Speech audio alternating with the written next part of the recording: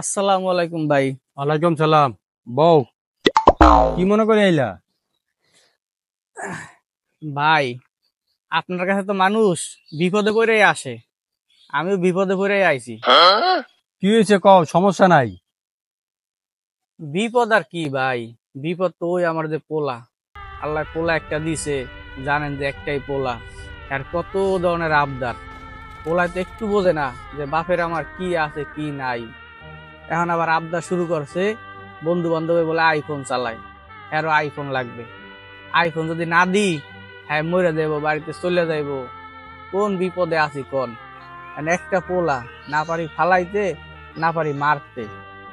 এর লেগে আপনাদের আইছি দায় ঠিকটা।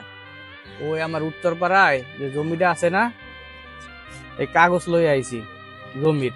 আমি এটা রাখছা আমারে ৬০-৭০ হাজার টাকা দেন। আমি খবর নিলাম পুরান একটা মোবাইল কিনতে গেলেও ৬০,০০০-৬৫,০০০ টাকা লাগে। ভাই, এই যে আপনি কাগজটা রাখেন আমার জমির দলিলের, আপনি আমার ৬০-৭০ হাজার টাকা দেন।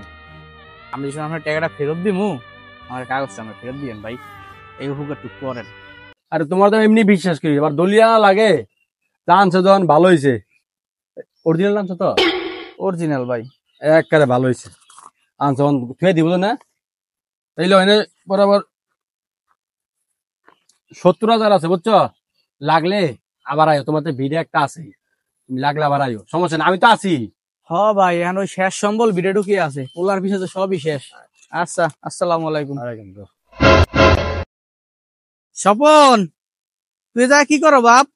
ঘরে গেলাম, তোর মায় কইলো সকালে বলে না খাইয়াই বাইরে আইছো। ল ঘরে ল, খাবি। যাবো না, তুমি যাও। একটা পোলা তার সকাল রাত পূরণ করতে পারো না, তুমি যাও ঘরে। আমি ভাত টাত খাবো না, ঘরেও যাবো না। রাগ করিস না বাপ, অনেক কষ্ট করে তোর লগে দেখ আইফোন একটা কিনে আনছি। বা তুমি আমার জন্য আইফোন কিনে নিয়ে আইছো? হরে বাপ, তুই কিন্তু জানো তোর বাপে ৩০০ টাকা কি দেয় মানুষের, ৭০,০০০ টাকা দা তোর এই মোবাইলটা কিনে দিছি। কত কষ্ট করে কেমনে কিনছে তো আমি জানি, একটু সাবধানে রাখিস, না রাহি যায়। হ্যাঁ জানি, আমি এখন বড় হয়েছি, আমি বুঝি কেমনে কি করতে হবে। আচ্ছা যান, তাহলে তুমি বিকেল বেলা থাইকো, আমি আসবানে। বন্ধু, আব্বা আমার আইফোন কিনে দিছে। আইফোন আর ভাল লাগে না, পুরনো গেছে, বেঁচে দিছি। এই দেখ, S24 আলট্রা, 2,20,000 টাকা দাম, নতুন নিছি। সমস্যা নাই, আব্বা যেহেতু কিনে দিছে এটু কদিন চালাই, পরে আবার আব্বারে কবানি S24 আলটা কিনে দিতে, পরে ওটি চালাবানি। তো চল একটা চক্কর দিয়েছি তোর মোটর সাইকেলে। চল। এ স্বপনের বাপ, তোমার তো দেয়া সাক্ষাৎ নাই, টাকাও দাও না, দলিল তো নেও না, ব্যাপারটা কি? আর দলিল ভাই, আপনি জানেন যে আমি ৩০০ টাকা কামলা দিই মানুষের, আপনারও তো কত কাম করছি, তা আপনি ৭০,০০০ টাকা দিয়ে আমি কেমনে দলিল আর আনবো কোন ফেরত? ভাই যদি কোনো সময় পারি, আমি টাকা দিয়া দলিলটা আনবো নে। আরে সমস্যা নাই, তুমি টাকা দিয়া ওটা দলিল লয়ে আও, সমস্যা নাই। কিরে বন্ধু, ঈদ তো চলে আসলো, মার্কেট টার্গেট করছিস নাকি? আব্বা কালকে আমার 1,00,000 টাকা দিছে, মোটামুটি ভাবে মার্কেট কিছু করে নিয়ে আইছি। সমস্যা নাই, ঈদের তো এখনো 1 সপ্তাহ বাকি আছে। আমি আব্বারে বইলা মার্কেট করার জন্য টাকা নিয়ে আসবানি। চল, যাবি কোথাও? চল। আব্বা, ঈদ তো চলে আইছে, মার্কেট করার টাকা দাও। হ, আমিও তোর মারে কইছি, ঈদ যেহেতু আইছে, পোলাই তো কোন সময় জন্য আইসা ঈদের মার্কেটে টাকা চাই। তোর মার কাছে আমি ১,০০০ টাকা থুই আইছি, তুই মার কাছে যাইয়া নিয়া যা ভাল লাগে কেন বাবা।